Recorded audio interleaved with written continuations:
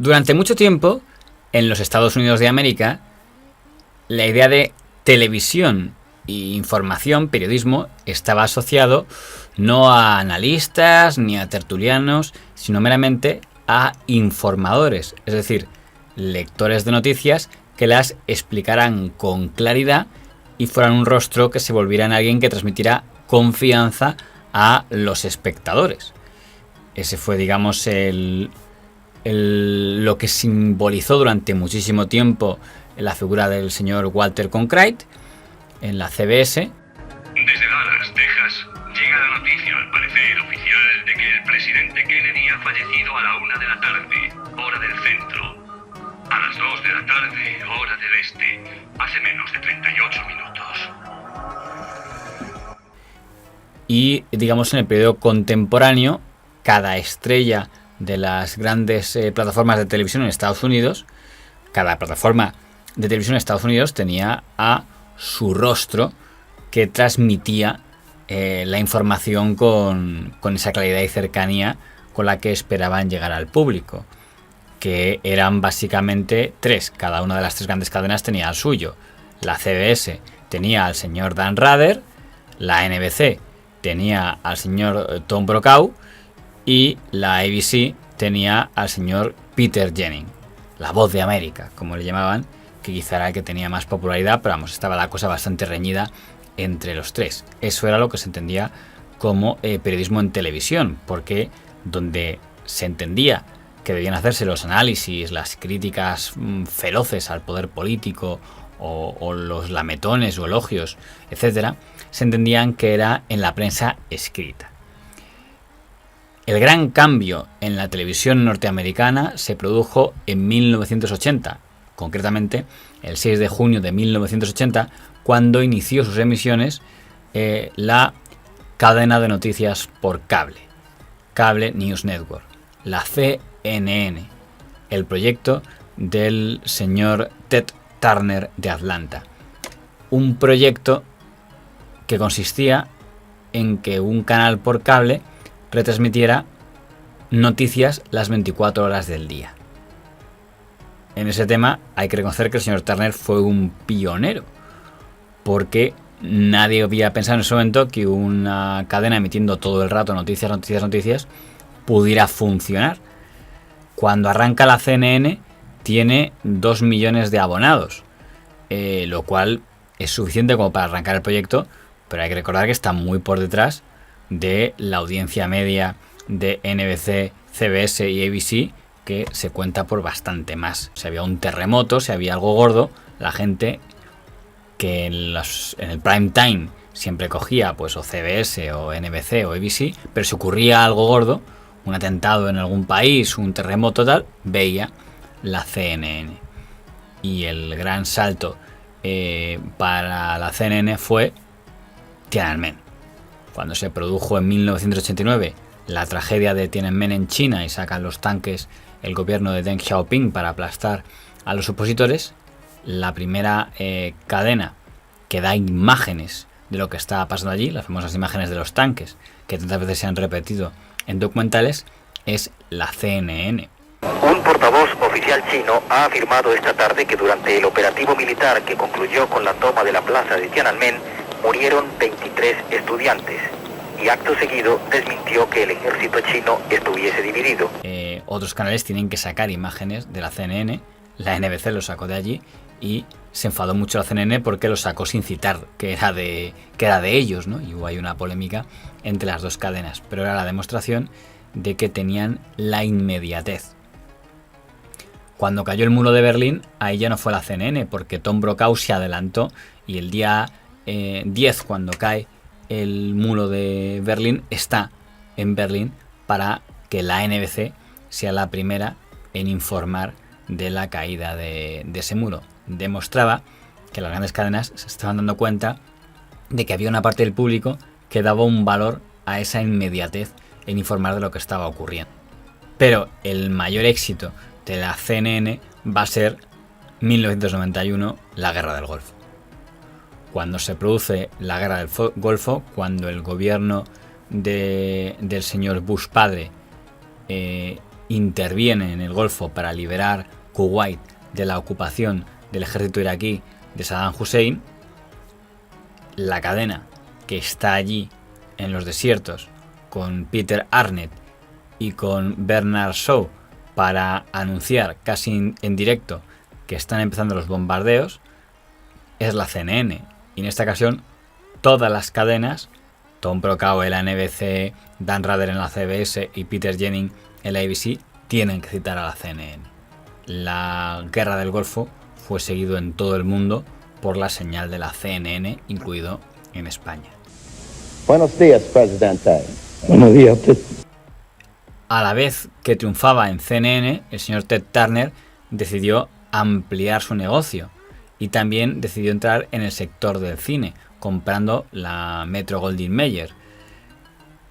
Había una costumbre de que los magnates de televisión tenían que tener productoras de cine y de hecho hoy en día los dueños de los grandes estudios de televisión son los mismos que los dueños de los grandes noticieros de televisión en Estados Unidos, prácticamente, ¿no? Lo que es una política habitual en ese país, ¿no? Ted Turner también montó una empresa de producción de dibujos animados, ¿no? Cartoon Network, también TBS, Dick, pero toda esta política de gastos cinematográficos en la práctica fue lo que le generó un gran endeudamiento que llevó a que al final su imperio mediático tuviera que integrarse en otro imperio más grande para sobrevivir, que fue el imperio Time Warner, el imperio que formaba en aquel momento pues la productora de cine Warner Brothers, que estaba asociada a la influyente revista Time, de ahí el nombre Time Warner. Pero el gran salto, cuando más parece que va a pegar el petardazo mundial, el grupo mediático al que pertenece la CNN, la HBO y tantas otras marcas, es cuando en el año 2000 América Online, en el momento en el que parece que Internet va a arrasar y va a controlar toda la información del mundo, pues la compañía América Online de Steve Casey compra todo. Compra todo, la CNN, lo de Ted Turner, lo del HBO, todo, para crear lo que iba a ser el grupo AOL Time Warner, American Online Time Warner, como fusión de lo nuevo y lo viejo. Lo sorprendente del grupo de AOL Time Warner, que se presentó como el grupo que venía a comerse el mundo entero al unificar internet, televisión y la prensa escrita, es que se desmoronó en apenas 3 años. O sea, tan rápido como se construyó, se hundió, porque American Online entró en pérdidas, se produjo la burbuja de internet y Steve Casey se fue a hacer puñetas. For me, the AOL Time Warner merger was basically a failure in people and culture. It was not so much about the idea, but the execution of the idea. Thomas Edison famously said that vision without execution is hallucination, and execution is about people. Is that the biggest regret of your life? What? Merging with Time Warner? Having all your money tied up in Time Warner. No, I would have liked to see that merger not happen, because it was a very good company before AOL was put into it. Then it was toxic. I had merged it. I had 10% of the stock. I thought that I was buying Time Warner, not selling to them. And so Time Warner. And they didn't. The management didn't come after me until after we had merged with AOL and I'd been diluted down from 10% to 3%. Then they figured they could. Por cierto, con gran alegría de los grandes editores de prensa impresa de España y de todo el mundo, que se apresuraron a decir: ¿veis cómo esto de internet no era tan poderoso como parecía? Si al final hay que irse a lo seguro, que es la prensa escrita y las marcas de toda la vida, ¿no? Es sorprendente el regodeo que hubo en prácticamente todos los grandes periódicos de Europa Occidental con la caída de Steve Casey. Retiraron las siglas AOL del nombre corporativo, que volvió a ser Time Warner hasta hace relativamente poco, cuando en el año 2016, en plena campaña electoral, la compañía de móviles AT&T decidió comprar el grupo de Time Warner y modificar su denominación a la actual, que es Warner Media. Well, we realized that where both of our companies, both our industries really were going, distribution and TV and movies, were coming together. And we thought we could do a better product for consumers, better choice, better packages, lower prices, more interesting ads, not as much of it, and have... I think I don't know if it's a fight. We hadn't even gotten to a fight yet. I mean, we're in a process. We hadn't even filed with the federal agencies yet on the deal. And what happens in these things is we'll do our filing. We'll put out our public interest statement, and then there will be a full vetting of this deal.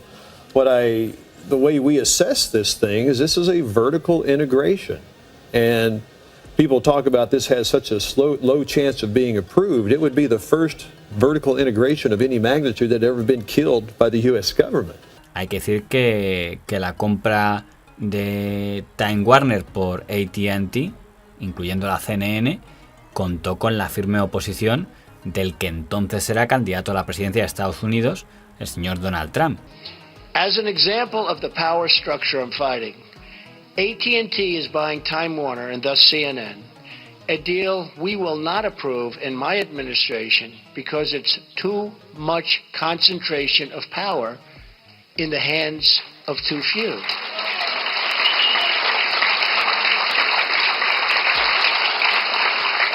Concentrates far too much power in one massive entity that is trying to tell the voters what to think and what to do. Deals like this destroy democracy. De aquí es llamativo dos cosas. Lo primero, que el negocio de información 24 horas es algo que en Estados Unidos ha triunfado y ha tenido un éxito innegable. Y la mejor demostración es que otras compañías lo han imitado. Es cierto que CNN en la actualidad ya no es la cadena de noticias 24 horas más vista, porque en muchas franjas es superado tanto por Fox News como por la MSNBC. Es más, en el caso de Fox News no es que le supere, es que la duplica en muchas de las franjas. Pero el modelo de noticiero 24 horas triunfa, los americanos les interesa. Y es un modelo, en cambio, que en España no ha triunfado. Ted Turner vino a España personalmente, se alió con el empresario mediático más poderoso que había en aquel momento, que era don Jesús Polanco, y no cuajó demasiado. Es más, CNN Plus llegó a meterse en abierto durante una etapa cuando le regaló el gobierno Zapatero el multiplex, y tampoco cuajó en un suficiente número de espectadores como para poder salvar la marca, quizá porque el público español en ese aspecto es diferente al público norteamericano. Y la otra diferencia reseñable es que la CNN, cuando nace en 1980, presume mucho de que no va a tener estrellas de opinión, que es una cadena para informar. Hoy en la práctica, gran parte de la programación de la CNN son programas de opinión. Y si alguien apostó por los programas de opinión en la CNN fue el señor Jeff Zucker, mientras fue el máximo directivo de la cadena durante casi 10 años. Y se convirtió en ariete de liberales y progresistas contra conservadores y derechistas, y principalmente contra el señor Trump. I understand. You have 24 hours a day of anti-Trump material, and you're not going to give 3 minutes for the American people to hear the real experience of Donald Trump. There's one viewer that you care about right now, and you're being obsequious. You're being a factotum in order to please him, okay? No. And I think I've wasted enough of my viewers' time. Thank you, Stephen. As Republicans, lawmakers call for Attorney General Jeff Sessions to resign in a major reversal. They've got a machine, and I'll tell you the problem with the machine. It totally controls the press. You look at CNN, it's called the Clinton News Network. All day long, Trump, Trump. All day long, CNN, Trump, Trump. I'll tell you, CNN is really, they call it the Clinton News Network. It's really a dishonest group of people. They are terrible. Oh, their camera just went off. I see the red lights. I know all the cameramen by now, right? Hi, fellas. But I see the red lights. That red light just went off so fast. It was funny. Lo cual era paradójico, porque el señor Zucker y el señor Trump habían sido socios cuando ambos estaban en la NBC con aquel programa de El Aprendiz. And they used to come to my office and they would kiss my ass. Please sign. Please sign. Please. Please sign. You know, it's an interesting story. They came and we signed. You know who signed me? Jeff Zucker. It's one of the only things he's done good in broadcasting. Programas de referencia de esa CNN anti-Trump fueron el del señor Chris Cuomo, el hermanísimo, porque era hermano de un gobernador del Partido Demócrata. I argue that this president should consider his own criticism. Why? He is mired in the mud of minority approval, and he still isn't at 50%. Look at it. I don't think any other modern president could boast more good fortune, and they were all in the same range. More impressive? Almost all had spikes over 50%. O el señor Don Lemon, que probablemente fue uno de los que más sacaba de quicio al señor Trump. This is CNN Tonight. I'm Don Lemon. The President of the United States is racist. All of us already knew that. Donald Trump couldn't find Ukraine on a map if you had the letter U and a picture of an actual physical crane next to it. He knows that this is, you know, an administration defined by ignorance of the world. And so that's partly him playing to their base and playing to their audience, you know, the credulous boomer Rube demo that backs Donald Trump, that wants to think that Donald Trump's a smart one and they're, y'all elitists are dumb. You saw Don Lemon this past week and the laughing basically at Trump supporters, smelly Trump Walmart shoppers, irredeemable deplorables. So I watched this guy. He's terrible, you know, not Don smart. Lemon. He's not a smart person at all. But I watched that phony laugh. That wasn't a laugh. He was trying to act, puts his head down. Oh, he's laughing so hard. There was nothing funny about what was said. Well, you elitists with your geography and your maps and your spelling, even though your math and your reading. Yeah, you're reading, you know, your geography, knowing other countries. Unbelievable. So why is CNN's president, Jeff Zucker, allowing this culture of biased, anti-Trump, fake news to thrive at his network? Now, is the Harvard-educated New York elitist so enraged with the election of President Trump that he's now committed to politically using a network to destroy the administration by any means necessary? By the way, Jeff, do you even care? If CNN has no credibility left, do you care? De la caída del señor Zucker en la CNN y del señor Chris Cuomo, que fue más o menos la misma, ya hemos hablado en una pieza, y el último golpe sísmico que hubo fue cuando en el año 2021 el grupo Discovery del señor Zaslav compró toda la división de lo que había sido Time Warner, y eso incluía la HBO, Warner Brothers y la CNN. Y aunque la persona que pone el señor Zaslav de Discovery al frente de la CNN es el que había sido productor del señor Stephen Colbert, que no puede ser más anti-Trump. You attract more skinheads than free Rogaine. You have more people marching against you than cancer. You talk like a sign language gorilla who got hit in the head. In fact, the only thing your mouth is good for is being Vladimir Putin's holster. Parecía, curiosamente, que quería moderar la imagen de la CNN, despolitizarla. Y de hecho, entre sus decisiones, echó al señor Don Lemon, también echó a otros que estaban muy significados contra la derecha norteamericana, como el señor mediólogo Brian Stelter.